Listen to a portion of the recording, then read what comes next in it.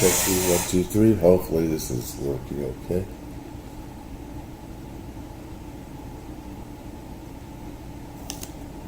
Time streaming.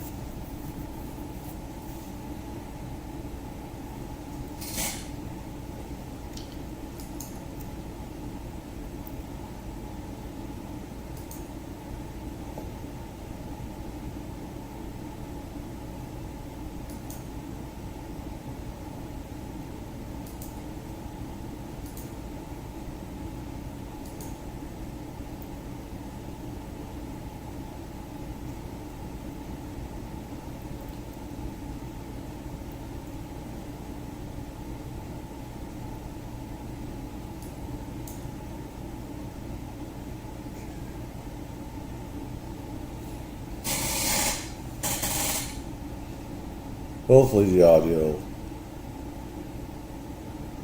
will work right. I heard that was going down a little bit last time. I desperately need to get a new computer together. It's very slow with getting stuff. But anyways, before I get to this, I want to say don't trust anything government tells you about UFOs, stuff like that. The ETs, the Trump administration is going to lie to you. They're full of liars, deceivers, and stuff like that. And they're going to lie to you, no matter which side of the aisle. You got people that are making money, off of secret technologies, magic stuff. Not human intelligence stuff, including defense contractors, defense aerospace companies that people, are investing in, politicians, stuff like that. So, do not trust politicians and stuff like that to put out the truth. But let's get going here. Let's see. Police officer with 16 years of active duty service in the U.S. Air Force. Let's see. My name is Jeffrey Nusatelli. I'm a former military police officer with 16 years of active duty service in the U.S. Air Force. I'm here today because the American people have both the right and the responsibility to know the truth about unidentified aerial phenomenon. UFOs. That truth remains hidden, classified and silenced by fear, retaliation, stigma, and confusion. Today, we are here to help break that silence. Between 2003 and 2005, 5 UAP incidents occurred at Vandenberg Air Force Base, home to the National Missile Defense Project, a top national security priority. At the time, we were conducting... That was home of U.S. Space Command. Now they put it down south in Alabama, I believe. Launches deemed by the National Reconnaissance Office as the most important in 25 years. These were historic launches. These facilities were vital, and they were repeatedly visited by UAP. UFOs. Each incident was witnessed by multiple personnel, documented, investigated, and reported up the chain of command. We sent information up, but we got no guidance down on how to handle these events. I personally witnessed one of these events and investigated others as they occurred. 6 other service members have provided me with the information that I will share with you today. So these people look familiar too. The incursions began on October 14th, 2003, when Boeing contractors reported a massive glowing red square silently hovering over 2 missile defense sites. Before we get into this, I need to put this BS in there because YouTube. People try to copyright strike. This is from CBS News. Shout out to them and stuff like that. They got this. I should leave a shout out, of course. It's an hour 18 minutes for so-called key moments. I want to go over the missile being deflected by that UFO as well, but let's go back now. Shout out to CBS News. After several minutes, it drifted further east onto the base and vanished over the hills. This event, now known as the Vandenberg Red Square, was referenced by Representative Luna at the first hearing on this topic. Official Air Force records of this event are in possession by Aero and the FBI. Later that night, while I was on duty, security guards at a critical launch site reported a bright, fast-moving object over the ocean. I responded to the incident. Chaos ensued over the radio as the object approached rapidly. I heard my friends screaming, "It's coming right at us, it's coming right for us, and now it's right here." Moments later, I heard it had shot off and was gone. When I arrived on scene, I talked to 5 shaken witnesses who described a massive triangular craft larger than a football field that hovered silently for about 45 seconds over their entry control point before shooting away at impossible speed. About a week later, another patrol reported a light over the ocean, behaving erratically. Believing it might be an unannounced aircraft, they declared an emergency, and an armed response force responded. Before the forces could arrive, the object descended and either landed or hovered on our flight line, and then took off again at impossible speed. The witnesses to this event were threatened and intimidated afterward. They were told to keep quiet and think about what they were reporting. After that, things did get quiet until about 2005, when another patrol reported a massive triangular craft larger than a C-130 silently floating over the installation. He watched it for a few minutes. It traveled west and disappeared into the night. And then I had my own encounter, again in 2005. I was off duty, sitting in my backyard with 2 other police officers when we noticed what first appeared to be a satellite in orbit, but it wasn't acting like a satellite. The light was strange, it was pulsing, and then it started to maneuver. It dropped in elevation. At times it would vanish from view and reappear in a different location in the sky, and eventually it reappeared 200 feet over my house. It was a 30-foot diameter sphere of light. My friends and I watched it for a moment, and then it gently accelerated and traveled up and disappeared into the stars. These are interested in him solely. These events profoundly changed my life and the lives of my friends. We stand at a pivotal moment in history. The question is no longer whether these events are real, but whether we have the courage to face them. True leadership requires vision, a willingness to confront the unknown with transparency and resolve. So I ask the Congress to help we the people enact this vision. There are 3 goals. Fund independent research and treat UAP study with the same UFO seriousness study. as we would any other scientific field. 2, end secrecy and overclassification. Transparency is the foundation of truth. Without it, witnesses like us are dismissed. 3, protect the witnesses. Many stay silent out of fear for their careers, reputations, and the safety of their families. Protect them, and you will embolden others to join this cause. These phenomena challenge our deepest assumptions about reality, consciousness, and our place in the universe. Exploring them can unlock transformative breakthroughs in technology, biology, and human understanding. Let this be the moment when America chooses courage over fear, transparency over secrecy, and progress over stagnation. Let's show the world that our nation leads not only through strength, but through fearless pursuit of the truth. Thank you. My name is Alexandro Wiggins. I'm an active duty U.S. Navy Operations Specialist, Senior Chief Petty Officer. Father of 3 and dedicated American testifying today in my personal capacity. The views I share are my own, and I do not represent the official positions of the Department of the Navy or any subordinate organization. On the evening of February 15th, 2023, at approximately 19:15 PST, in the Whiskey 291 warning area off the coast of Southern California, I was serving on board USS Jackson. During that period, I moved between the Interior Communications Center, ICC-1, and the bridge wing, correlating the sensor picture with visual observations, part of my routine responsibilities for surface and air picture management.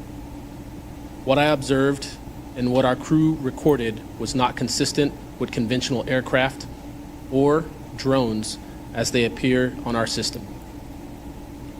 A self-luminous, tic-tac shaped object emerged from the ocean before linking up with 3 other similar objects. The 4 then disappeared simultaneously with a high synchronized, near instantaneous acceleration. I observed no sonic boom and no conventional propulsion signatures. No exhaust plume, no control surface articulation on the Sapphire image system.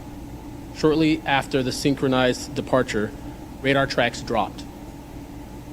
These observations were multi-sensor and recorded inside of ICC-1 with time location overlay visible in our source frames that have been made public by journalists.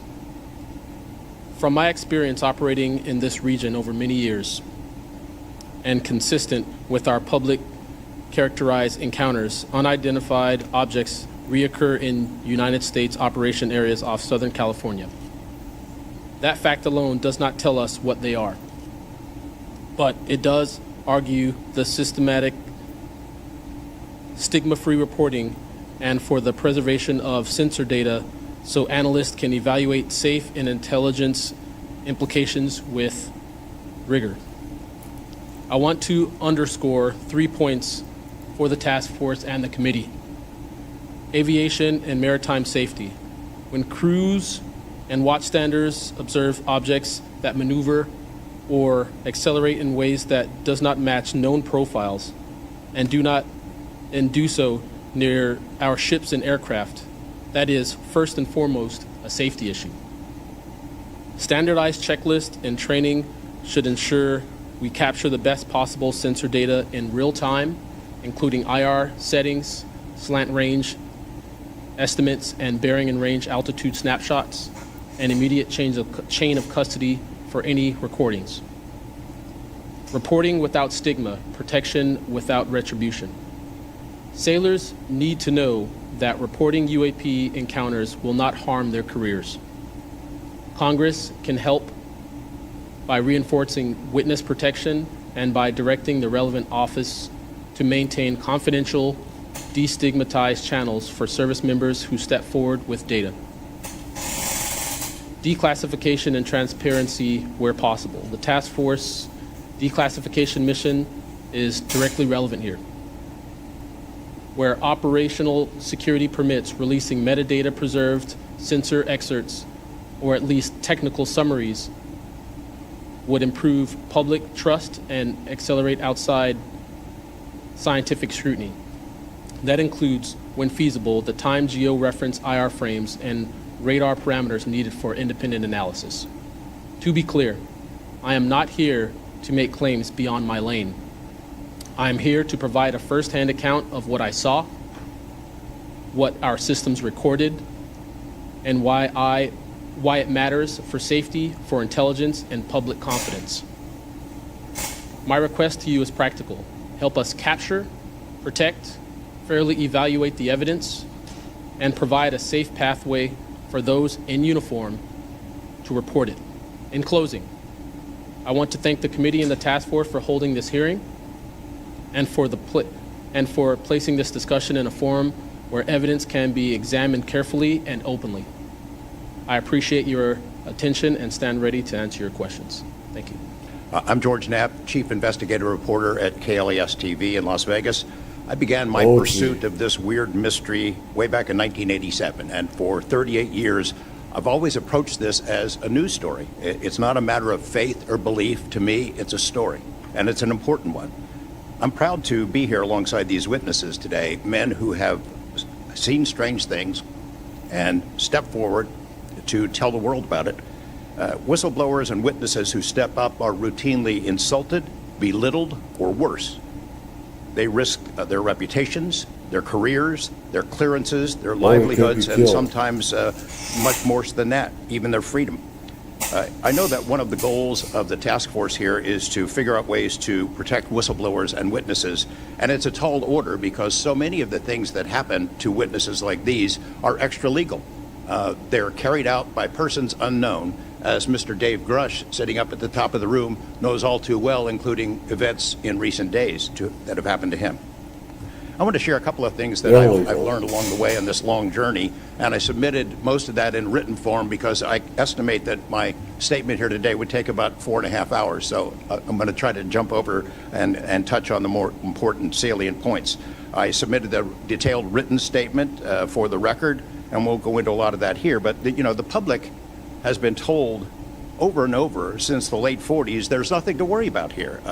These mysterious craft seen by millions of people in the skies, in the oceans, over the land, are not real. They're not a threat.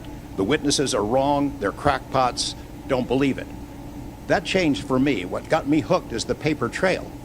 Documents that were squeezed out of the U.S. government after the FOIA, Freedom of Information Act, became the law of the land. And those documents paint a much different picture than what the public, the press, and Congress have been told over many years. The documents from military and intelligence personnel behind closed doors admit that, quote, these things are real. They're not fictitious. They can fly in formation. They're evasive, and they outperform any aircraft known to exist, including ours. The public, of course, as I said, has been told something much different. Back in 1989, I reported about a guy named Bob Lazar, who claimed that he worked at a facility dubbed S4 out in the Nevada desert, very near to Area 51. He said he was part of a reverse engineering program. He said there are alien craft that will be taken apart to figure out how they operated out there, and that was a pretty tall order. I had clearly taken a dive into the deep end of the pool there. But in the years since then, I've interviewed dozens of other people, and I've detailed what their testimony has been in the written statement. They include Senator Harry Reid, Senator Howard Cannon, also of Nevada, a guy named Al O'Donnell, who was the first general manager of EG&G in Nevada, which managed the Nevada test site, which blew up hundreds of nuclear weapons. There's a guy named Dr. James Lakatsky, who was a career scientist with the Defense Intelligence Agency, who was the guy who initiated a program called OSAP, Advanced Aerospace Weapons Systems Application Program, which is, as far as we know, the largest acknowledged UFO program ever funded by the U.S. government, which put together an amazing pile of information that members of this committee and the world, most of which have never seen. The DIA still hasn't released 95% of what was prepared by that program at a cost of millions and millions of dollars. The one name I do want to bring up in this session, though, is Robert Bigelow. So looking into the idea of crash retrievals and reverse engineering, while OSAP, that program, was active, the DIA's contractor, Robert Bigelow of Las Vegas, made a bold attempt to acquire physical proof of UFO crashes. It's been widely reported and suspected that Lockheed Martin is one of the contractors, the defense contractors, that has held this stuff, stored it away in secrecy, and tried to figure out how it works.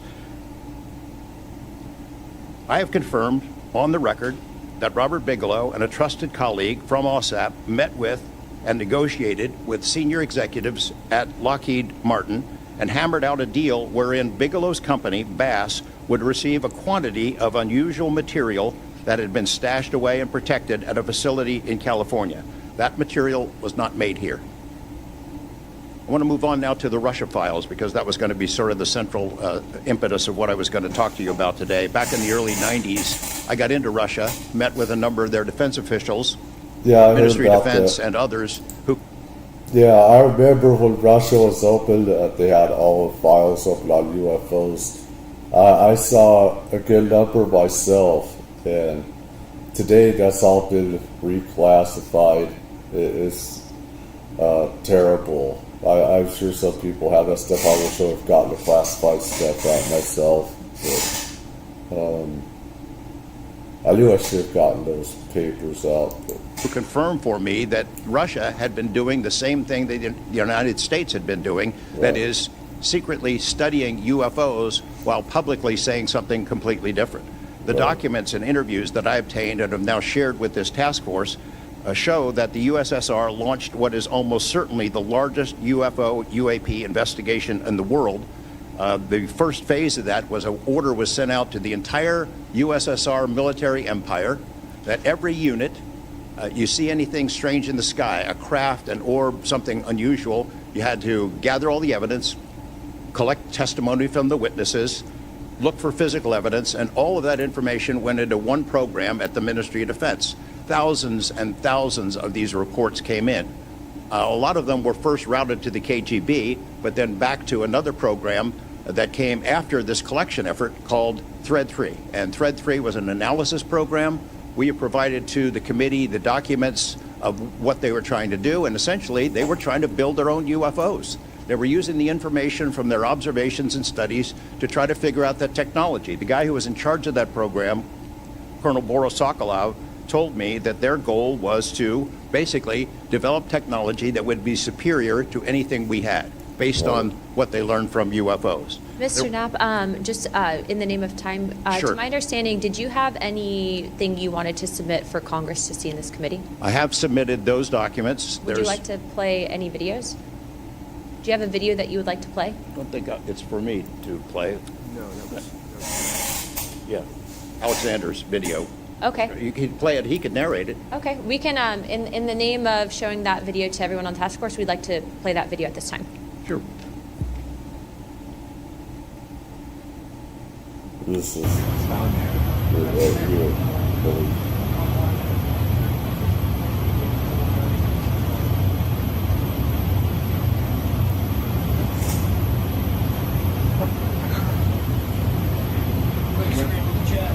Wouldn't surprise you, I tell you. You call it the VVSS team. Yeah, like 22,000 feet.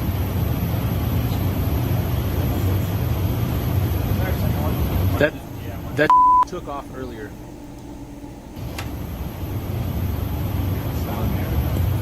If we can get rid of the I audio. would real quick. never give anything to these motherfuckers in Congress.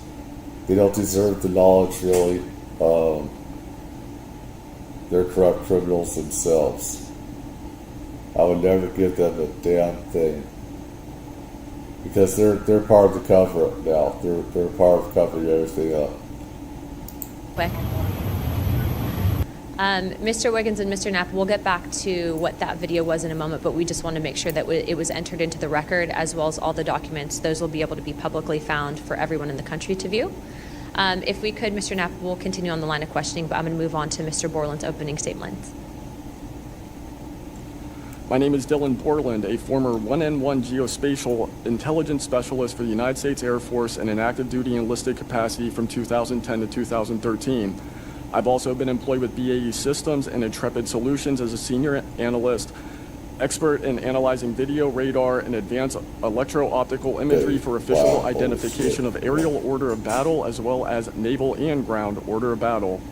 I'm a federal whistleblower, having testified to both the ICIG and ARROW with direct firsthand knowledge of and experience with craft and technologies that are not ours and are reportedly operating without congressional oversight.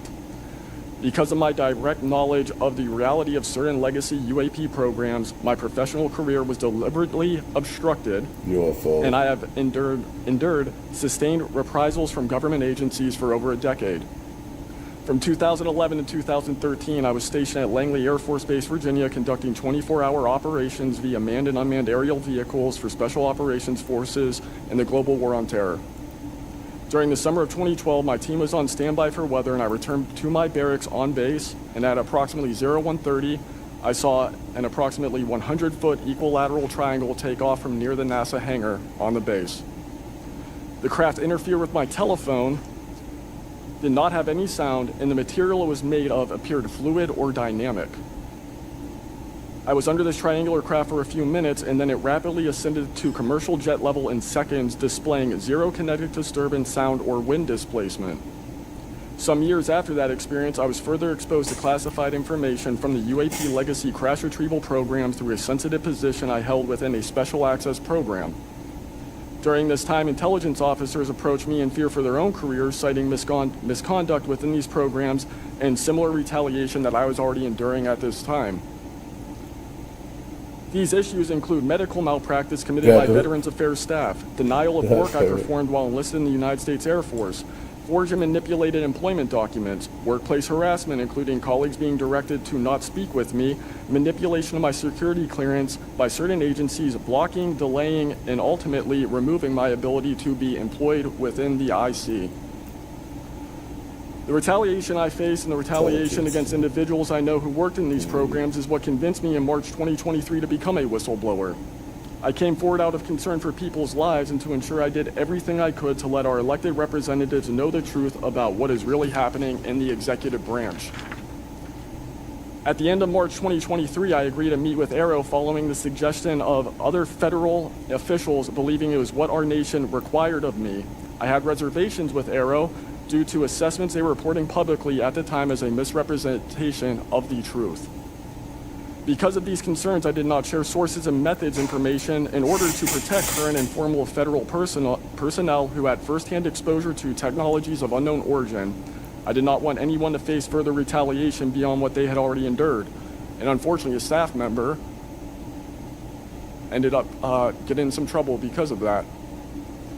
After David Grush testified under oath in the summer of 2023 and provided historic disclosure, I was then asked to go to the ICIG and did so in August 2023. It was very clear early on during my intake interview, which was video recorded under oath, that the objective was to solely assess how much I know and not move forward with an investigation with new information I provided them. The aftermath of that IG complaint still troubles me to this day. Since my ICIG complaint, I've been prevented from resuming prior employment and can confirm I'm still blacklisted from certain agencies within the intelligence community.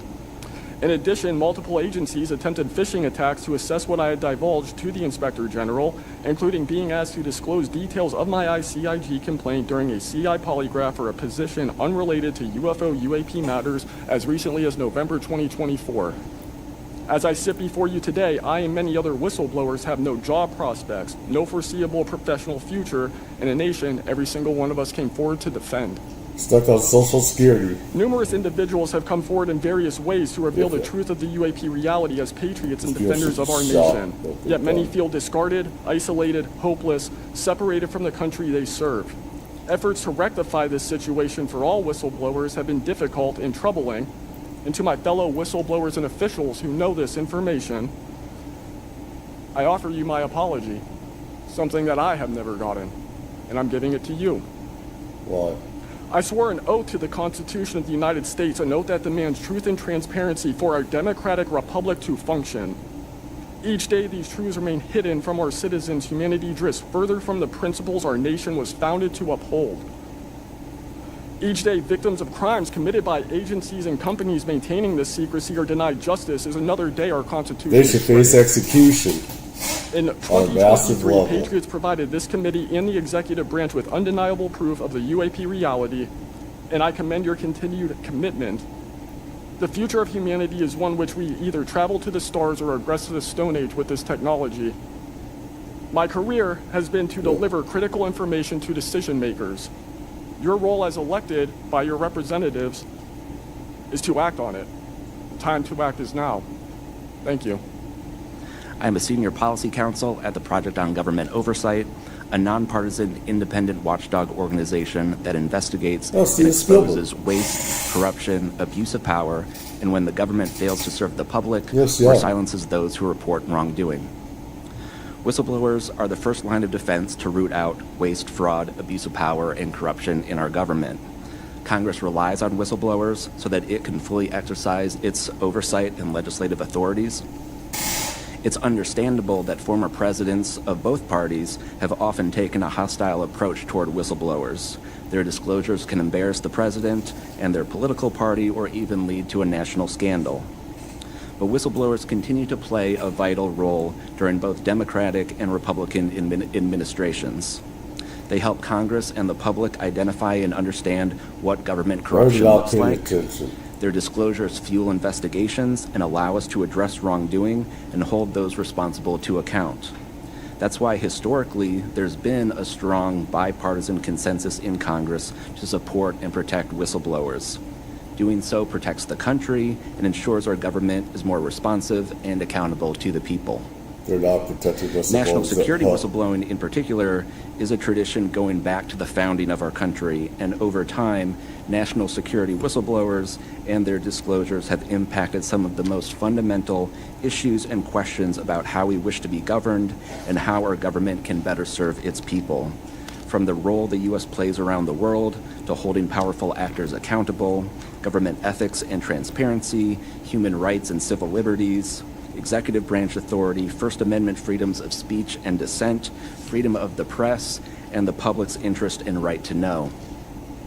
Despite this invaluable public service, blowing the whistle comes at great personal risk. Whistleblowers risk losing their jobs, careers, livelihoods, and reputations. They can face retaliatory investigations, lawsuits, and even serious criminal charges. And they can endure deep mental, emotional, and psychological harm. All of that risk to speak the truth, to ensure that agencies fulfill their core missions, and that they serve the best interests of the people. Those who retaliate against whistleblowers don't just violate their legal rights, they inflict real harm on our government and betray the public's trust. Targeting whistleblowers instead of the corruption they expose wastes agency resources and further allows that corruption to continue unaddressed. It can instill a chilling effect across an Well, it allows the criminal activity to keep on going. That's the thing. And that's, why, they've killed people as well. Is because they don't want the truth out. The human trafficking that's happening with psionics, people with psionics, psychic abilities, the human trafficking part, they're willing to kill people for that and everything, to keep that hush-hush and everything. Different contractors willing to kill the other side to have all that magic and technology as well. The hard drives, it's on the hard drives and everything. This is like cartel level type of stuff, you think about the Mexican cartels in South America and stuff, and our own government is doing human trafficking and stuff like that, and illegal stuff and killing people and keep stuff a secret. Government's just as bad as the worst criminal organization there is. Agency, fostering a climate of fear and distrust, quieting dissent and free speech, and deterring potential whistleblowers from coming forward in the future. Whistleblowers are often some of the most dedicated and principled public servants we have because of their willingness to put themselves on the line to do what's right. And Congress has historically supported them, again, on a bipartisan basis, but unfortunately, whistleblowing has increasingly become more politicized, with support for whistleblowers often hinging on which party is in power and which party is politically inconvenienced by the misconduct being exposed. But to be clear, targeting whistleblowers individually risks undermining whistleblowing, period. Pogo advises members of Congress on both sides of the aisle to focus on the evidence, not the individual. We will always need whistleblowers to achieve the government that best serves its people, because when people of conscience, integrity, and good character refuse to speak up, out of fear, complacency, or self-preservation, and leave corruption to fester behind closed doors, that is probably the most dangerous risk of all.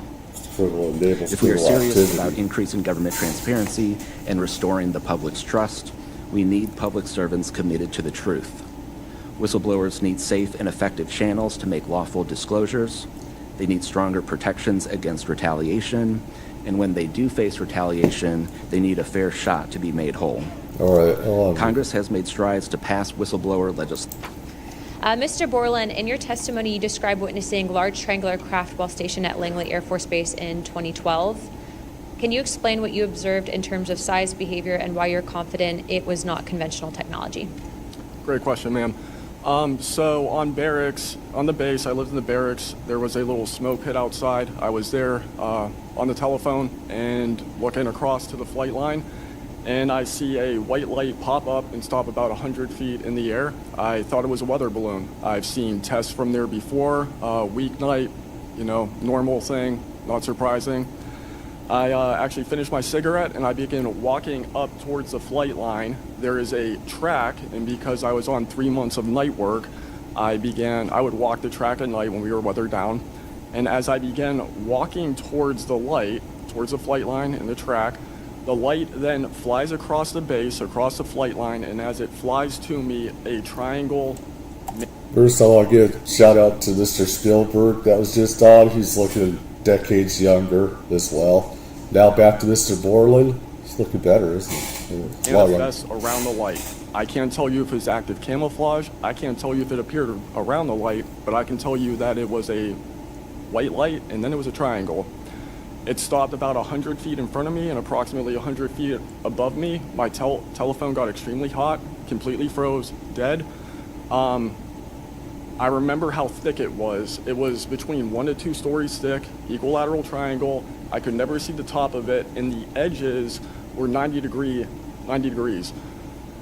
There were 4 lights in total, 1 light on each corner and a larger light in the center, 2 to 3 times the size of the corner lights. But what was really odd was the outside. The best way to describe it is like looking at a James Webb telescope picture where you have the colors and then the black background. So the craft itself was this black metallic flake paint, but on top of the craft was this gold, lava, plasma, some type of fluid going over and around the craft. I'm under this for about 2 to 3 minutes, and then the center light flashes 2 to 3 times, no sound, immediately shoots up to commercial jet level minimum, in my opinion. And I immediately feel static electricity all over my body, and then I smell the smell of after a thunderstorm or lightning storm, that really strong summer thunderstorm smell. Gets up to flight level. I'm trying to get my phone reset, and I can only see the center light at this point. If I didn't actually see it take off, I would have thought it was a star. And then it hovers up there and it begins to slowly move due east out over the Atlantic Ocean. I finally got my phone reset. The entire thing was about, from the time I saw the light pop up near the hangar until it took off out over the ocean, was about 15 minutes. And following up to that question, after you disclose this information to the intelligence community, Inspector General, you're subject to phishing attempts and job blacklisting. How widespread do you think this is across the intelligence community for those who raise concerns regarding UAP programs? It's a difficult question to answer. I think prior to David Grush and people beginning this process of bringing people into awareness of the reality of these programs and certain things people have witnessed, probably extremely widespread. Yeah. I think today there's still an issue, but because people... Well, before it was more risk of getting killed. You get fizzed by Men in Black and stuff like that. You know, they could just kill you, and that happened a lot. Now, you know, there's such a thing as whistleblowing and stuff like that. So it's not as widespread as it used to, but still bad for a lot of people. People are able to come before you and people are speaking out. I think it has been somewhat less. I would hope, though, that people would, because if this goes back into closed doors, this is going to get really ugly. What type of behavior have you witnessed from former Aero Director Sean Kilpatrick as well as his staff in relate to this information for those who raise concerns regarding UAP programs? It's a difficult question to answer. I think prior to David Grush and people beginning this process of bringing people into awareness of the reality of these programs and certain things people have witnessed, probably extremely widespread. I think today there's still an issue, but because people are able to come before you and people are speaking out, I think it has been somewhat less. I would hope, though, that people would, because if this goes back into closed doors, this is going to get really ugly. What type of behavior have you witnessed from former Aero Director Sean Kilpatrick as well as his staff in relate to this information you provided to them? Did they ever try to classify this information as non-human technology? Good question. The problem with this is that I know what I experienced firsthand, and I know other things. I think the staff at Aero that I met with in March of 2023, I think they were good people doing the job they were told to do. I did not meet with Kirkpatrick. He was either not present or did not want to meet me that day. However, they did classify information about the reality of this subject, and it was very concerning because in my Aero MFR, they had actually referenced a former staff member that was the one who told me to go there, and they probably shouldn't have done that. And real quick before my time is up, and we might go to second round of questioning just so you're all aware, how important, given everything that you've seen and experienced, is the UAP Disclosure Act of 2025 in restoring both public accountability and trust? I think very important. I would hope, though, that the 7-year window could be shrunk, my opinion, but very important. The truth needs to be known. Mr. Weygandt, I want to talk to you. I find your background and testimony compelling. When you first saw what you were looking at, what were your first thoughts? My first thoughts were, I think everything that I was told and taught as a kid and as growing adult no longer, was applicable. If I'm able to see something that I thought defies gravity in such a way, then what else could be possible? That was my first thought. So did you think what you were looking at was a weapons program that you were unaware of, or did you think what you were looking at was obviously some extraterrestrial piece of technology? Neither one of those crossed my mind. It was just. How about now? What do you think it is now? I'm not the expert. I think it. I want to be as skeptical as everyone else. The thing is, we reverse engineer a lot of their stuff. So what we make is theirs and stuff like that. Looks just like theirs. We do the same thing. It just mimics it and stuff like that. So I mean, how are you going to know you're not always going to know you're not? Because it's the same type of stuff, just about. They're just putting some of our ingredients and putting it together and stuff like that. Just hope to know the information. Anyone in the U.S. government tell you what you were looking at to try to dissuade you from what you thought it was? No. So no one was like, oh, there was some anomaly with the technology. No one from the government did that? No one. How do you think you were treated when you reported this information or have talked about, the Tic Tac video is well out there. It's well reported. How were you treated? I've had no pushback at all.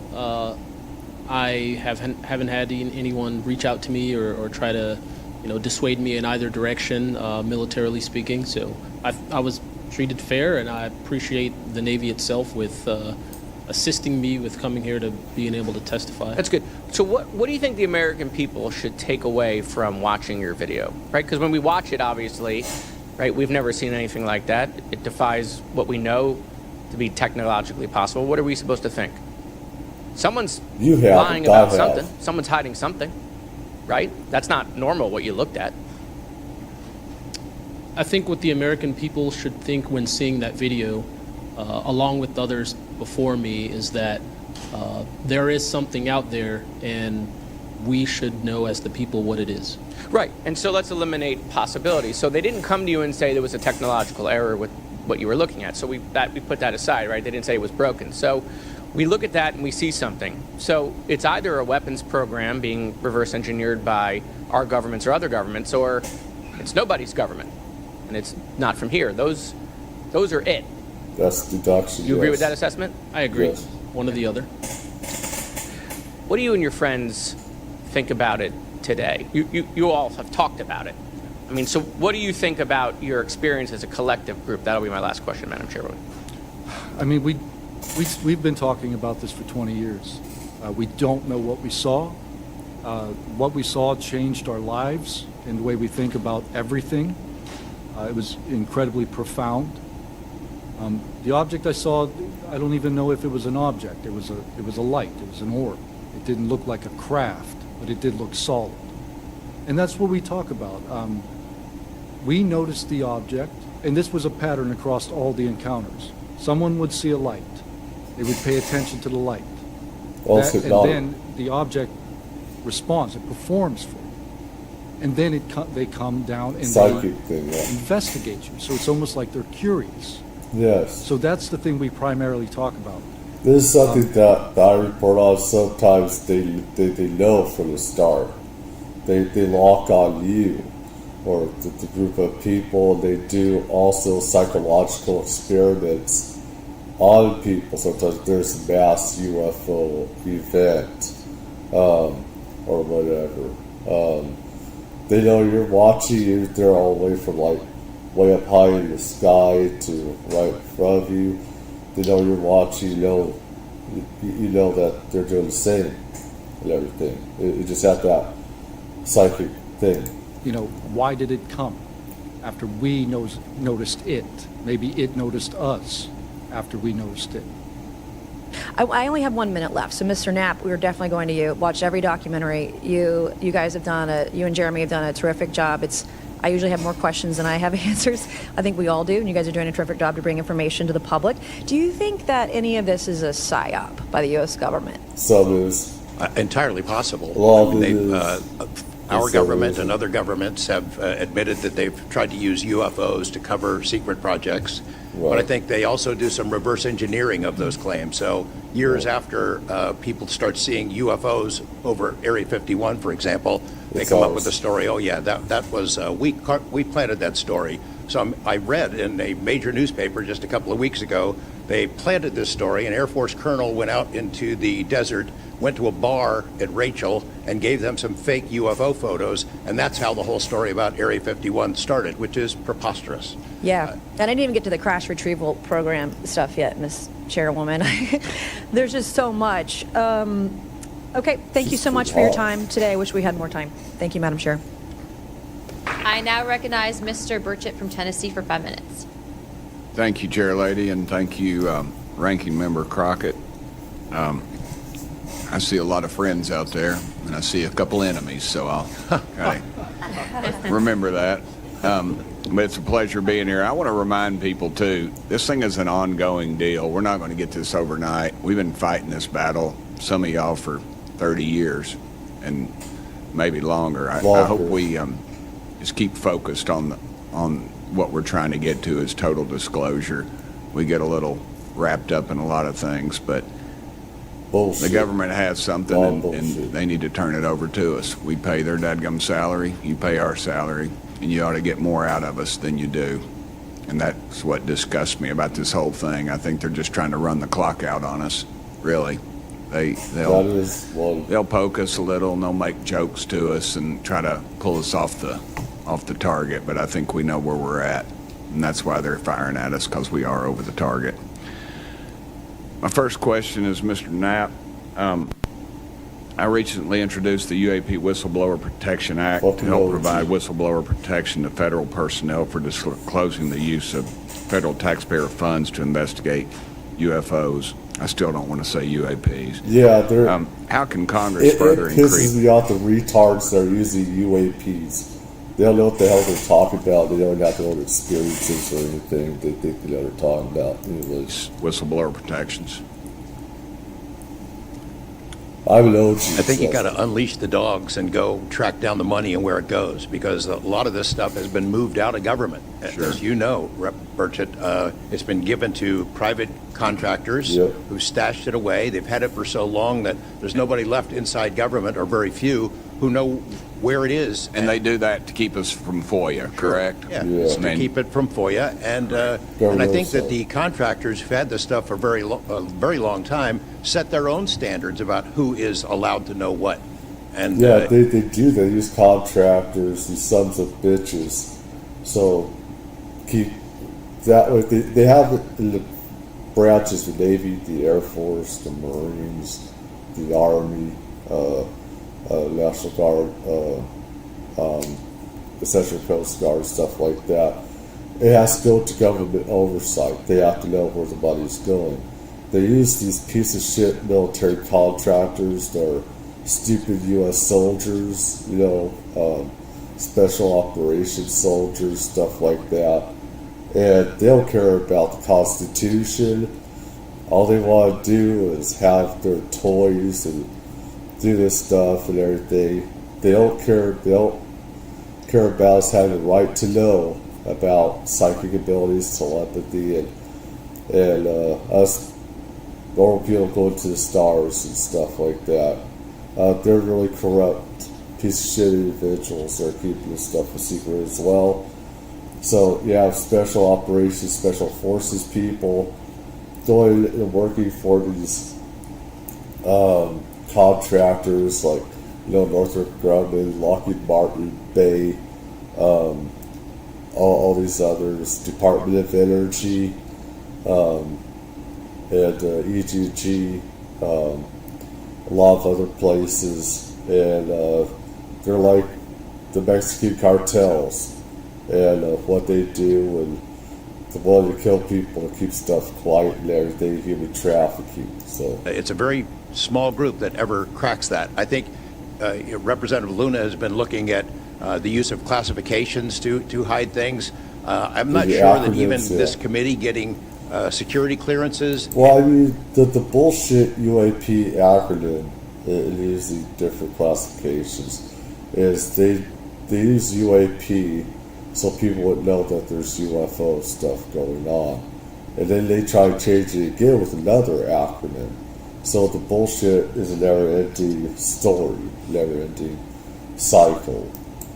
That should allow you to see this stuff, would allow you to follow where it really goes. I worry about the people that are looking at it and don't even know what they're looking at. I mean, it's gone through so many, since Roswell, for instance. I mean, you think there's nobody even alive that was around any of that stuff. Yeah, so. I don't think they've made much progress from the people that I've talked to. I don't think they've made much progress in learning that technology. Might have made some, but you wonder, the implication is Tic Tac. Oh yeah, that's ours. What flew over Washington, D.C. in '52, is that ours too? When are you going to break that out? You guys authorized tens of billions, hundreds of billions of dollars on weapon systems that can't do half of what we've seen UFOs do. So when do they break this out? If it's really a classified project could change the world. I don't think they've made much progress, and I think they've been lying to us and to you and the rest of the world, and they're still doing it. Yes, sir, I agree with you. How did you manage to obtain the classified Russian UAP documents, and how did you get them back in the United States? Well, that's easy. They had it open. Even I know about this. They had it open for everybody.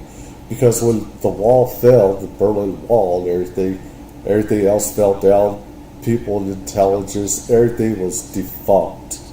I remember this very well. I remember exactly what was happening from my dad being military and others and stuff like that. There's a total breakdown of the Russian, Soviet state satellite community breakdown, all intelligence. This is an awesome, beautiful thing.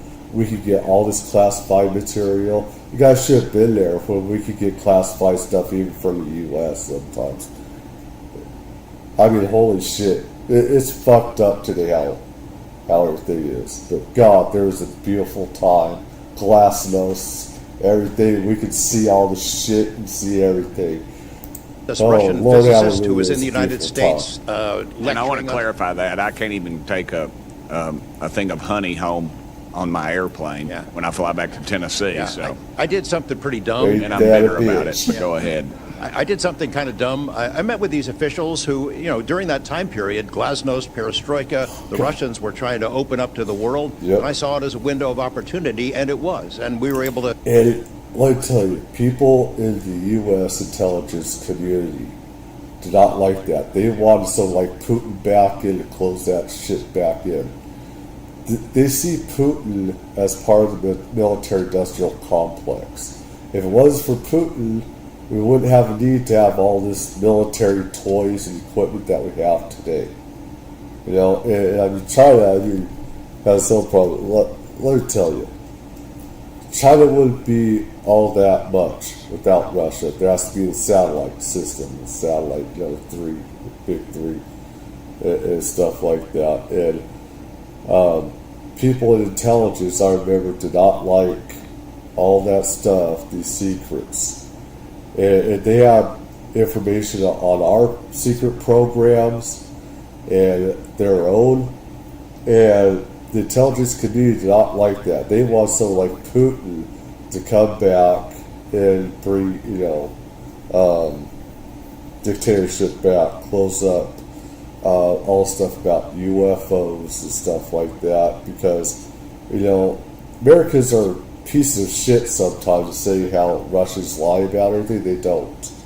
That's a propaganda thing. Total bullshit. They had all this information for us to go over, and it was real. people, from intelligence say, "Oh, that's us, man, that's Russian." It's like, fuck you. That's not true. Talk these folks into providing us information that otherwise we would never have seen. Some of that was classified. I found out that they only stamped the top pages of these documents that were classified, so I just removed them. I removed those pages and I carried them out. And if they'd caught me, I'd be in a gulag still. Yeah. We'd be saying, what happened to George Knapp? Oh, yeah. What happened to the Russians that came forward to you in 1993? Well, it's our right to know. We have the right to know. The world has the right to know. This isn't something for the Russian. I mean, they're Russian generals that were talking to us. Russian majors, and then, after Berlin Wall fell, it was a beautiful time. God, we're so close to peace and shit. You have to kill those people that want to start these wars. You have to kill them off. Don't let them come into power. Get rid of them. We should have done that with Hitler and everything. Kill them before they get powerful. But anyways, there's a lot of stuff. 1993. Yeah, there's a lot of higher people in command. So him walking out, it's like they cared too much. They cared about what people know. That's why he got out doing it. They knew that we were looking at their stuff. I was looking at a few of their things as well. I don't remember all of it, but there's just a lot of stuff. And the thing is, we all have a right to know. It's not for a stupid government or any regime or dictatorship to keep to themselves. We have a right to know everything about, because we are a part of extraterrestrials. There's a part of us that is linked to them and come from them, etc. Were there any repercussions for them? Well, there were. The first thing that happened when I talked about this after getting back and going through the files and things and sifting through it, the Russian physicist who had helped us be introduced to all these people wrote back and said there was a huge eruption, that there was the real right, far autocratic forces that wanted a return of the USSR had really go after these guys. They described them as traitors. Nikolai Kapranov, the physicist friend of mine, said, "These sons of bitches, these pieces of shit that should be killed." I don't know. I wish we could have done something. Because they wanted Putin back. They wanted this son of a bitch back in there to close up all these secrets. It was I wish people knew how good it was. Before these pieces of shit came in, Putin came in, and all these other people said, we need USSR back, and this is what Putin wants. It's not just about Ukraine, he wants the other satellite states and everything. He wants former USSR and everything. But, man. Look, if this had happened 5 years earlier, we would be in prison. If it had happened 10 years earlier, we would have been shot. Luckily, at that point, Putin was not in power. But none of those people that we talked to on that trip in 1993 would ever talk to me again. I went back in 1996, and it was like I had the plague. I spoke to different people, but they were scared. And eventually, the story was spun where the Ministry of Defense officials who gave us this information were described as ufologists who said there was nothing really significant to these files. They didn't really find anything a big deal. And I can tell you, you'll see those files that I shared with you, they did find stuff. There was an incident in October of 1982 over at ICBM base where UFOs popped up, was observed over this base where the missiles are pointed at us, United States. These UFOs perform incredible maneuvers. They split apart, they fuse back together, they'd appear and disappear, and right at the end of this 4-hour period, the launch control codes for the ICBMs lit up. Something entered the correct codes. The missiles were fired up and ready to launch, and they could not shut it down. The Russian officers were panicking. The UFOs they disappeared. The launch control system goes back to normal. Colonel Sokolov and his team came in, took the thing apart, could not figure out what it was. It wasn't a power surge or EMPs or some of the baloney excuses that our country has given for similar events involving our nuclear missiles. They thought it was a message from wherever the UFOs were from. And That's a could chilling do- thing. I mean, we that could was we kill were you if a you couple want. of seconds away from World War III starting, and the UFOs were responsible for it. All right. Chief Weygandt, based on your training and operational experience, could the behavior that you witnessed, a transmedium object she could be vanishing without a sound, be explained by any known technology that we possess or other governments possess? It cannot. And has any government agency debriefed you or any of your shipmates regarding the EOIR and radar confirmed UAP encounter aboard USS Jackson? No one has, no, ma'am. What was that encounter like when you brought that up? If you want to briefly summarize that, when you brought that to their attention and then you were not provided any follow-up, who was told and how did you feel when there was no contact back to you? As far as the actual incident happening Yes, or sir. the reporting level? Yes, Chief.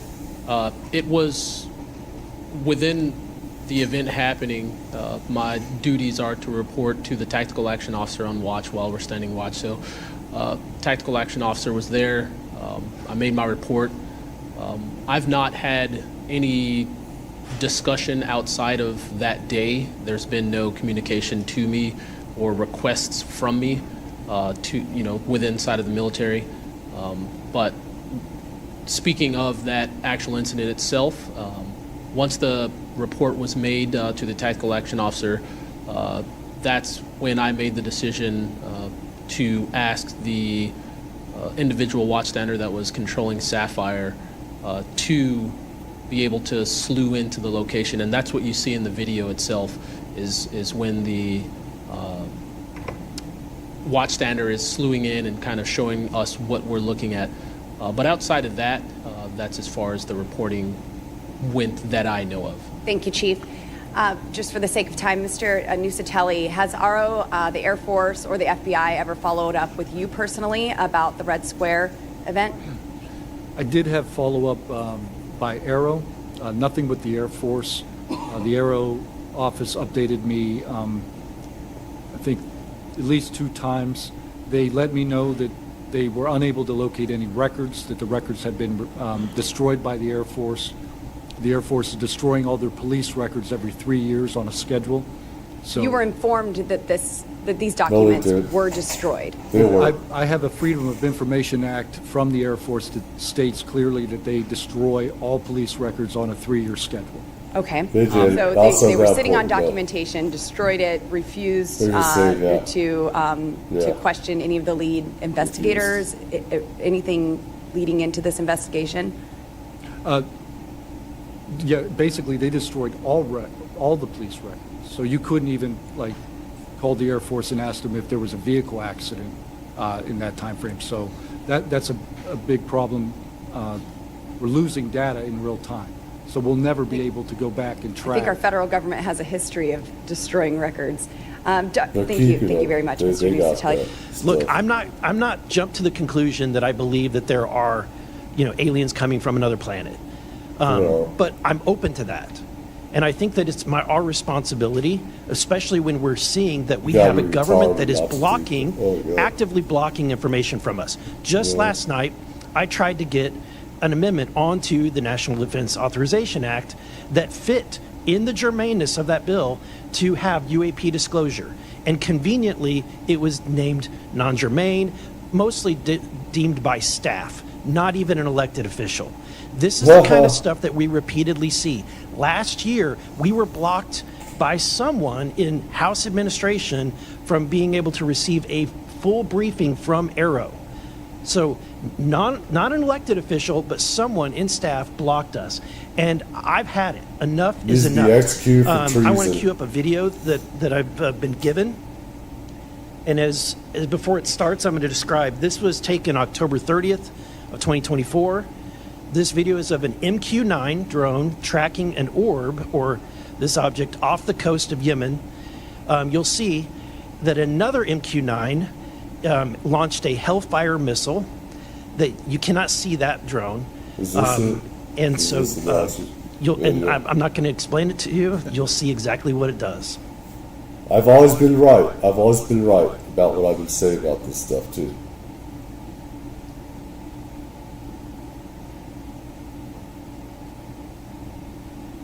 this is the one.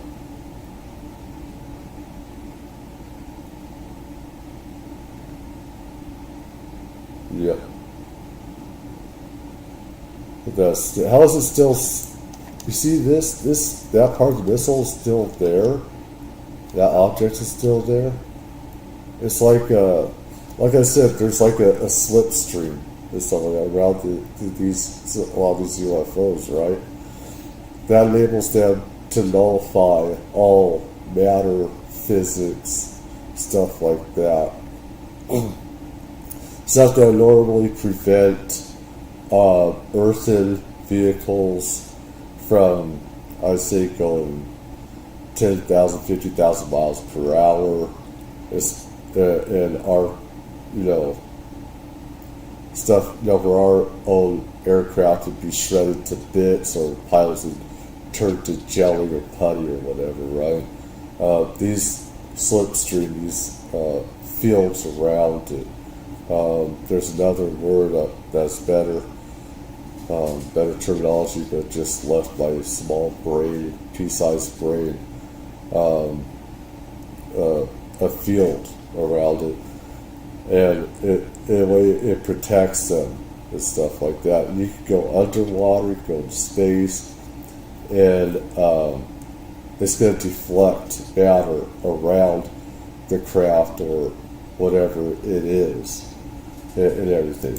But let's go back here. This thing's like sticking to or around it. That's the weird fucking part. Something's sticky. This is when it zoomed out, so you can still see it traveling.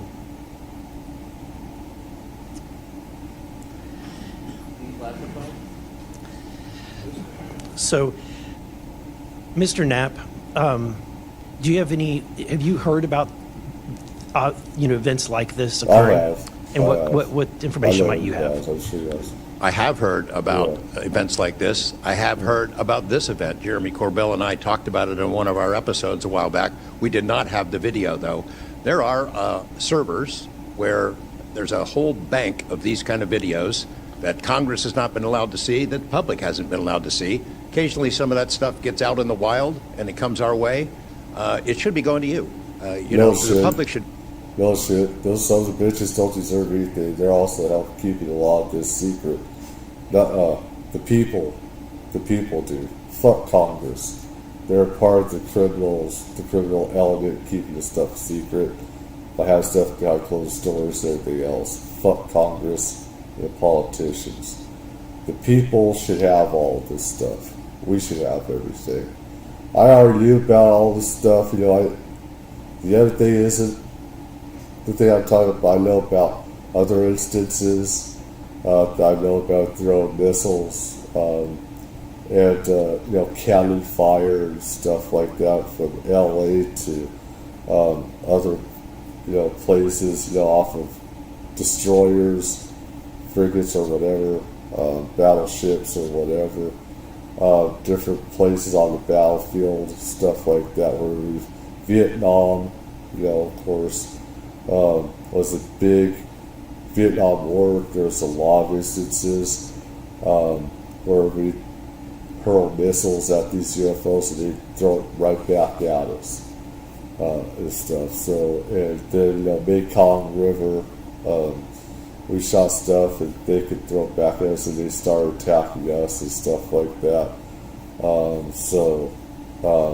There's Iraq, Persian Gulf, and everything. I heard stuff from Afghanistan, of course, and stuff. So, and then there's South America and everything. So, I'd be seeing this stuff, and why you're not allowed to, I don't know. But that's a Hellfire missile smacking into that UFO and just bounced right off.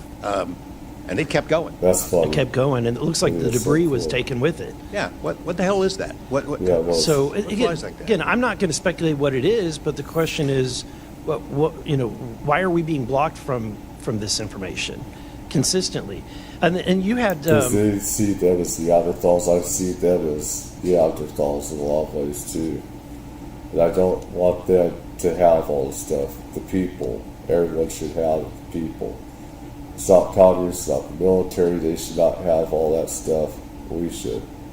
You reported James Lakatsky came to you with government possession of NHI craft and how they ultimately gained entry. Can you testify to the veracity of that claim?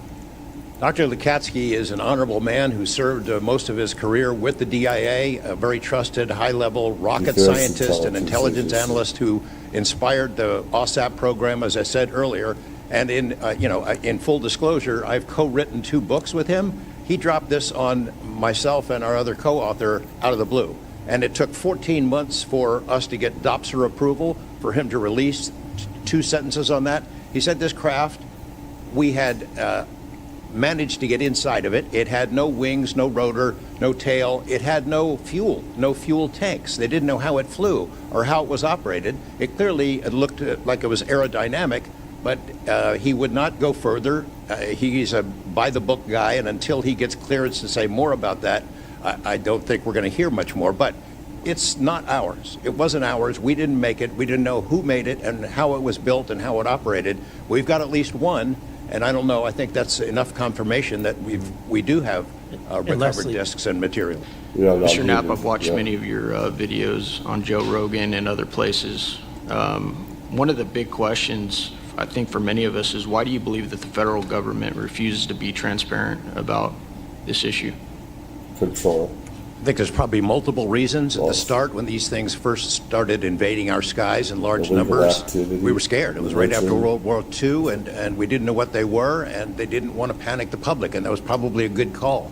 Over time, I think the lying sort of became institutionalized, Flights over Washington, D.C. in 1952, they're seen, they're captured on radar, jets are chased after these objects, and then we get it. It also dissolves stupid religions that we have, and they need to be destroyed.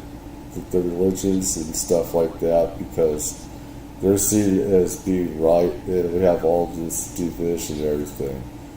And, me had my near-death experiences and stuff like that, and everything. These religions are false and everything. There's a truth to them, but they are false and everything. And they need to be destroyed. They need to be totally destroyed. You have oil, electric companies that go out of go bankrupt. You have telecommunication giants that go out, and they want to control this exotic magic. Where you can go to other stars and other stuff, and it's dictatorship. With it's a world government type of system in a way. These drone things that happen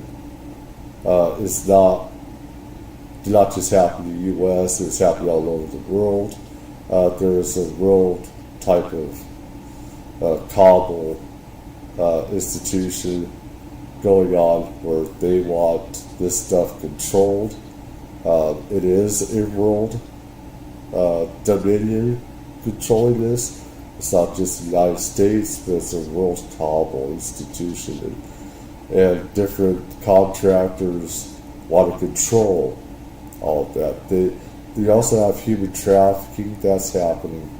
You have the psychics, psionics, assets and stuff like that. Why you breed down other extraterrestrial craft and extraterrestrials down is totally illegal. And you're talking, this is like, like I said, Mexican cartel, South American cartels. It's totally evil, and they don't want all that out. An explanation, it was a temperature inversion. And those kind of lies have been told for a long time. What was told to me by an investigator from Congress, a guy named Richard D'Amato, who was sent after this story by Robert Byrd and Harry Reid. He came out to Nevada, tried to get into Area 51, did get in there, looked around, talked to people, trying to get to the bottom of it. He believed that this program, reverse engineering, etc., was inside, had been moved inside these corporations. Yeah, and he said, when this comes out, people are going to go to prison. And he meant people who were basically misusing They legitimate should be national security executed. funds, All of them tens should of be billions of executed. dollars in order to keep this cover-up going. I also believe there's a Because legitimate people were reason killed for the over it. cover-up in that there is undeniable connection of national security involved in this technology. If we are racing for it to master that technology against the Russians and the Chinese, which is what I have been told by Senator Reid and many others, then it is It's all a bullshit. race that's critical to our survival. There could be a form of disclosure, I think. Yes, it's real, it's from somewhere else, without revealing all the details that would allow someone It else has to have to an be real, advantage in the otherwise. race for this technology. Thank you. My first question is to Mr. Knapp. Mr. Knapp, how do we know that the files that you obtained from the former Soviet government are not BS and just given to you as a disinformation campaign against the U.S. government? That's a good question. So I shared some of them with the Senate Intelligence Committee when I first hate got back that. because that was requested by the Russians who shared some of that information with me. Secondly, I gave all of that material to the DIA through BASS, the OSAP Defense program, sorry for Intelligence the acronyms. Can you name names real quick? Sorry. At BASS or Or who OSAP? did you give them to directly? I gave them to Robert Bigelow and to Jim Bigelow. McCaskey. And they Right hired a there. whole team to go through them and retranslate them and analyze it, and they created a structure of how the Bigelow, UFO Bigelow. programs in the USSR and Russia were put together. They said they were real. The other person who said they were real is David Grush. And then finally, Mr. Borland, I knew when they you were engaged real. with I Arrow knew in that. 2023, you I noted need that their them to public tell me. statements That's did for not damn match sure. I knew about the before they did, reality too. that you and others had witnessed. In your assessment, what were the key limitations of Arrow? You know, I would put it to you this way. The statement Arrow has made is scientific evidence of extraterrestrials. Scientific evidence requires a scientific control. Extraterrestrial is an entity on another planet. The only way to scientifically prove extraterrestrial is we have to go to that planet, acquire technology, bring it back, and compare it Unless to what they we bring have it here. So you're saying they won't let anything out because, or they won't come forward unless they confirm that unless they go to the planet and confirm where its origin is. That would be scientific evidence, yes. And by that statement, Arrow found no scientific evidence of extraterrestrials is basically, I don't want to call it a psyop, but a misrepresentation because we do have things. Yeah, we but do. making that statement is It's a not problem. technically a lie. It's a misrepresentation of the full truth. I'm going to go to you, Mr. Knapp, first. You've interviewed numerous UAP It's how they put in their analogy, their terminology. It's like we have to go there. It's like they're here. They have bases underground. ETs do have stuff underground, underwater, under the oceans, stuff like that. You know, all around the world. And stuff. So they're here. blowers over the years. Question is, how do you verify their claims before deciding they're credible enough to report on? It's a combination of factors. First, you check their credentials. Did they really serve where they said they did? And did they work where they said they did? Are there any other witnesses? Is there visual proof, film, footage, things of that sort? You ask the people around them that know them. I served in Looney Tunes. That used to work with them. If they're credible people, that's one way. You know, I think about But there's a Arrow, difference. the organization that this body created to deal with witnesses and whistleblowers. I hope I'm not taking too much of your time here, but they invited people to come forward, service members who knew, saw things and had experiences. And This I can tell is you, the bullshit about it, is that there's a lot of us that know more than these stupid military people and everything that have been around longer. We knew all this, and I don't trust. There's a lot of military people I don't trust. And again, I mean, the reason why they go to military people versus people like us is because they trust them because they have credentials. And that's a plus and a minus because some of them could put out disinformation. And people like me that have had real experiences that are new about this stuff and everything, have our own experiences, is that, you know, they just say it's Looney Tunes, Looney Bin, and of course I probably just about end up killing them for saying that, just about. Yeah, I would just about end up killing them if they said that. I want to do it, but do it, no.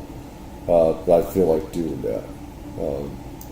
that the people that I have talked to who went through that are deeply disappointed. There was a guy named Bob Jacobs who was a lieutenant attached to Vandenberg in 1964. His unit would record missile tests. They recorded all of them. On one of these particular tests, a UFO comes out of nowhere, zaps what looks like a laser beam at what would have been a nuclear dummy, a nuclear weapon, and disabled it. And he is called into the commander's office.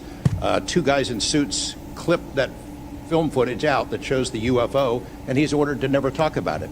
He comes forward to Arrow. He heeds the call, thinking he's doing his duty as an American to tell that story, and they completely dismissed him. They made up a story that they had tracked down the original footage, and there was nothing like that in it. Well, there was no original footage. It had been taken away the day the footage was recorded. He's deeply disappointed. People like Bob Salas, who had worked at a nuclear ICBM base, who saw UFOs flying over the base, and these missile silos were taken down. He went to Arrow, too, and was completely disregarded. It almost looks like Arrow operated as a counterintelligence operation to get people to come in, tell their stories, and then discredit all of them. I can't imagine that any whistleblower or witness will ever go to Arrow again because of what happened under the first director. And that's no reason just because they got credentials, you don't believe everything they tell you. You know, they're government. You don't believe them. Don't trust them. Long gone, but... for me, if I have my own experiences, I'd be like, what I've gone through is a blessing and a curse. Bill seems to act as the spokesperson for that organization. And I would say, Madam Chair, maybe at some point we need to really dig deep into Arrow, and I would encourage us. Oh, I'd be happy to send maybe a subpoena to Mr. Kilpatrick. Yes. Another question for you, Mr. Knapp. What is, in your view, having investigated this issue for so many years, what is the long game with respect to disclosure of this information to the public? Because with the advent of essentially a video camera and a high megapixel phone in everybody's pocket, at some point this information is going to be impossible to withhold from the public. What do you think is the long game here? Well, the secret's out. I mean, how many videos have there been already? You know, videos that are leaked from within the military and intelligence agencies and contractors and censor platforms. It's out there. But they have the high ground. The people that don't want us to take it seriously dismiss it, discredit the witnesses, come up with a cover story. I mean, it's been out there a long time. The public senses that it's real, and the people in authority dismiss them. It's a game that's been going on a long time, and I don't think they're ever going to release it. I think that there's an attitude among the people that have been involved in this for a long time that the public doesn't deserve to know, and that the public probably can't handle it, but they can. Real quick, I'd like to ask the committee to replay that video that Burleson had played earlier. I want to ask every witness here, specifically ones that have sensor training or have been able to recognize some of this movements real quick. So if you guys can please roll that real quick. Yeah, that's something to see, yeah. I've seen other stuff, but not.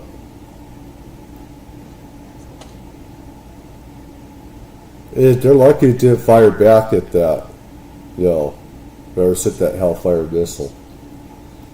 It could have attacked them right back, could have taken it and thrown it right back. Okay, well, this is still rolling. Mr. Nusatelli, real quick, yes or no answers. Are you aware of anything in the government, United States government arsenal that can split a Hellfire missile like this? No. And do whatever block they did and then keep going? Nothing? Nothing. All right, how about you, Chief Wiggins? Nothing to my knowledge, ma'am. Okay, and how about you, Mr. Borland? I prefer to answer that in a skiff. Yeah, that's what I thought. Okay. Yeah, we do. Does this video scare you guys? Yes or no? Yes. Wiggins? Yes. Nat? I had a different reaction. I was really happy that it got out. Thanks for providing that. Curiosity kills the cat. All right, Mr. Borland? It needed to be out. Yes, for... Okay.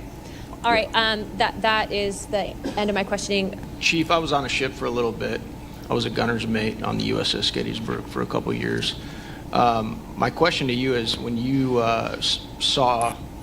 had your encounter and you saw it on the screen, you were in the CIC, is that correct?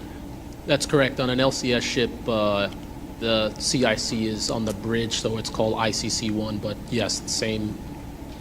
Did a bunch of the other folks in the CIC come and check out what you were looking at?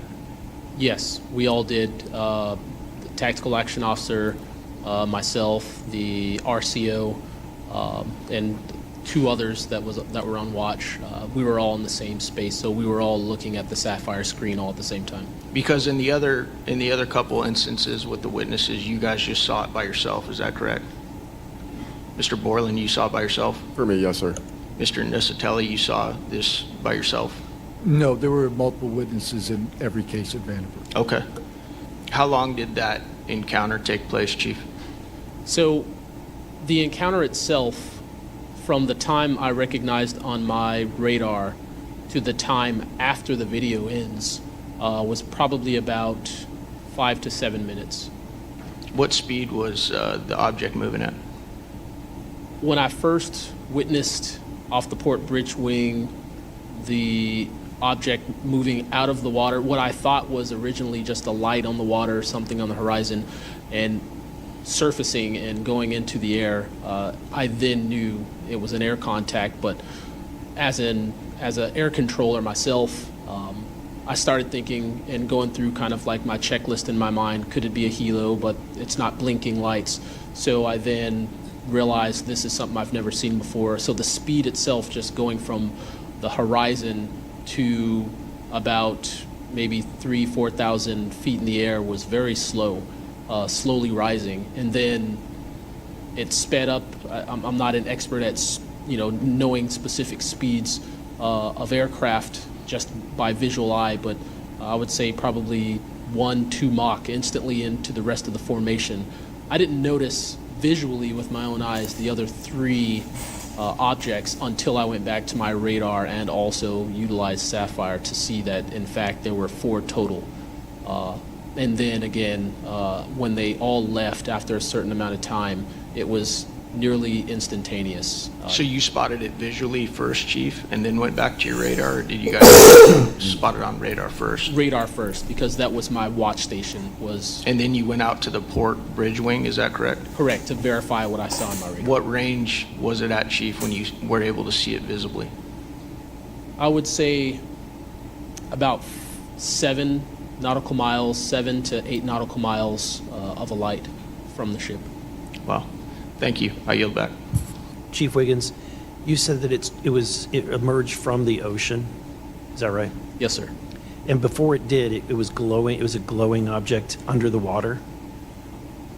That part I couldn't tell because it was nighttime at 19:15 approximately, and it was also at a distance. So it's very hard to tell the difference between something on the horizon and something surfacing from the water. My personal thoughts after seeing what I saw is that it did in fact come from the water, but I don't have visual evidence showing exactly, that it did in fact come from the water. But I had to go through my process of elimination and try to figure out, was this a ship on the horizon just showing its lights at night? But to see it surface, then it made me question, okay, where did this come from? If it's flying and it's not a drone or anything like that, where was its origin? Where did it start? Mr. Knapp, in your testimony and in this document, you detail an event that happened in Russia where their nuclear missiles were activated, and we were close to a World War III at that time, which is startling to hear. It's also good to know that as we have investigated the JFK files as well, that we're learning that there was a document that was sent between Russia. There was an agreement between Russia and the United States that if they were to see some unidentified objects over sensitive sites, that they would report it to each other. Are you familiar with that document? Yes, I am. Yes, I'm also familiar with the public rhetoric between President Reagan and Gorbachev at the time, too, that they traded statements about wouldn't it be something if we were threatened by something from way outside, how we might work together. I know for sure that they had conversations about it, and I know we did reach an agreement to try to lessen the possibility that us detecting a UFO or group of UFOs would not be mistaken for a bunch of Russian missiles. There were exchanges of that sort that went back and forth. Yeah, and I can imagine this is, to me, the validity of this document is underscored by the fact that Russia would not want this to be known. They absolutely would not want to know, the public to know, or the United States to know, that there was a vulnerability in their missile systems. Would you agree? Absolutely. And, and we had many similar incidents at our nuclear weapons facilities here that have all been sort of swept under Obviously, they don't want the public be scared thinking, hey, our ET's going to nuke us tonight or something, which they could have done from the get-go. If they wanted to, they could have. Obviously, they don't care to, or else they could have already done that from the get-go. the rug, but it's pretty scary when you take down 10 missile silos during tense times and you don't have a better explanation for it than it was a special test of security mechanisms or using EMPs, which is a preposterous explanation. At this point, I think it's clear from the hearing that there's advanced technologies that are taking place in our airspace. You know, the question is, and I posed it in one of the previous hearings, is it ours, is it theirs, or is it otherworldly? There may not be a silver bullet at the moment, but when you look back through the hearing and the evidence that's been presented, if you're going to point the American people to one piece of evidence to start their journey on this topic, what would you suggest, sir? One piece of evidence. I would start with this hearing, in the first hearing. There is no evidence. But is there a specific, exactly, but is there a specific evidence or footage or document that you think lends extreme credibility to what we're discussing today? I would say this new video we're seeing today is exceptional evidence that we're dealing with something. With the kinetic? Yes. Mr. Weygandt? Sir, I'd have to say that if just the average person here in America looked at absolutely everything that has come across television, the internet, etc., you can't tell yourself that 100% of what's being recorded is fake or false. You have to, at some point, understand that there's something else out there. Well, I mean, and you bring an interesting point. You know, in the law enforcement community, anytime you're conducting an investigation, you're always looking at the totality of the circumstances. You're looking at all the evidence and how they piece together. And so that would be my, advice to the American people, that this is a journey that is just beginning from a congressional perspective. But you have decades of data, some of it not real, much of it is. But thanks to Chairwoman Luna, we're now presenting this to the American people. And I think this latest video from Mr. Burleson is something that should get everyone pause. When you see the three orbs that drop, was that in a defensive posture, or was that in an offensive posture? And what capabilities did those orbs have that we, quite frankly, may not have? Mr. Knapp? We have that stuff. As I mentioned at the beginning of my remarks, what hooked me on the story was the paper trail, these documents that shouldn't exist. We've been told for decades, over and over, there's nothing to it. It's not a threat. You can go about your business. And then when FOIA becomes the law of the land, thousands of pages to the contrary leak out. There's a memo by General Nathan Twining in 1947 when the country was being overflown by dozens of UFOs, hundreds of UFOs, in which he said, look, this is not visionary or fictitious, it's real. These things are craft. They're not ours. They outperform anything we've got. I mean, if you follow the paper trail of documents that they wrote before the military got wise and realized that FOIA really exists and changed their tune and not put things in writing, it spells it out pretty clearly. I'll go refer back to Russia. One incident I did not mention to Representative Burleson is Colonel Sokolov in that Ministry of Defense program said there were 40 incidents where Russian warplanes were sent to intercept UFOs. And they were ordered to fire on them. And for the most part, the UFOs would zip away. 3 of the pilots, though, did fire at these things. Those 3 planes stalled out, crashed. 2 of those pilots died. And after that, the Russians changed the standing order. If you see a UFO, leave them alone. No country in the world wants to say and admit that these objects are flying around in our airspace, and there's nothing we can do about it. I mean, who wants to say that? The U.S. certainly doesn't. The Russians didn't either. And I've got to be almost out of time, but Mr. Berlin, then you, sir, real quickly. Yeah, to be honest with you, I think Bob Lazar, and not for the reasons that most would talk about, mainly because Bob Lazar was immediately discredited. They said he never worked where he worked. They said he never did what he did. But yet Bob Lazar showed up with a bunch of friends and a video camera and was filming these test flights in the middle of the desert. So clearly he knew something. Dylan, knowing you testified to Arrow, are they obfuscating when they claim to have discovered no evidence of extraterrestrial beings, activity, or technology, and are they lying to the American public? Yes. As I said before, it's a manipulation of the public perception. The statement, scientific evidence of extraterrestrials, is a true statement. It is not the truth about what is happening and what we have. Did y'all like to comment on that further? Mr. Knapp, you're getting edgy. It's splitting hairs. No proof that they're extraterrestrials. What would that proof look like? A piece of kryptonite? What would it be? I mean, we could be talking about different forms of non-human intelligence. I think the dominant paradigm is that they come from outer space, somewhere else, and they have some way that they can cross those vast distances that we can't even imagine doing. But not they're not exactly crossing it. They're entering, like, they're warping space-time through, like, dimension, like, portal type stuff as well. They're like a slipstream. It's like they're flipping everything reality on itself, and they could be here within seconds from another universe and just be right here within seconds and everything. So, I mean, why do you have to, that's not necessarily the answer. So asking for proof of extraterrestrials might not be the answer at all. It's splitting hairs. We don't know where they're from. I don't know anyone who knows the answer for sure. Yeah, there are people that have said where they're from.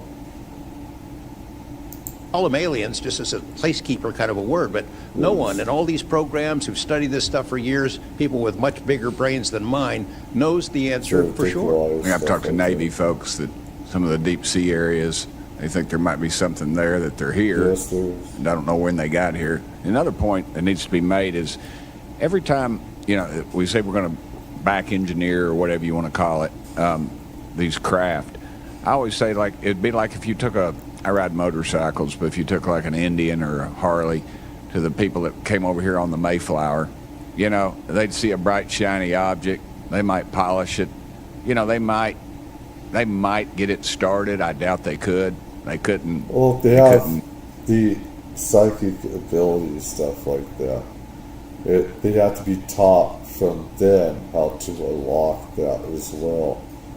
There are ways for humans to be able to do it, and they have to have those special abilities to pilot these craft as well. You're not talking about just propulsion. You're not talking about turning stuff on, and you have to be able to also do it on a psychic level a lot of times. And some people have those abilities, some people don't. Work on it. They couldn't put fuel. They wouldn't be able to have the capability of putting fuel in it. No. I just think that's we're scratching at something that we don't have any knowledge of, and that's why it's just taken so dadgum long. But they do know, first one that cracks that code, it's over. I mean, it's energy, it's power, it's everything. And I worry too that in the wrong hands that they do that. They keep it from the rest of us because they're so invested in whatever energy sources we have here that their billionaire buddies are going to profit, and they can't retool because they know once it's out on the internet, it's over. And so I think there's a lot of things going after, and I think that's why the move to discredit folks is so rapid too. I think they're just they point to them and they put the dogs on them. And it disgusts me. There's a price to be paid for that, too. The Russians and Chinese are trying to figure this out as well, but they don't have the same kind of stigma. They tell their best scientists and engineers, get in there and work on it. And they've been doing it for a very long time, might have a head start on us. Here, we don't have our best scientists and engineers working on it because they've been told it's nonsense. The stigma is very real for people like that. I agree. Yeah. Mr. Nusatelli, when you heard the testimony of Mr. Knapp talking about the these missiles were shut down or turned on in Russia. Does that remind you, when you hear these stories, it's got to remind you of the event that happened on your base?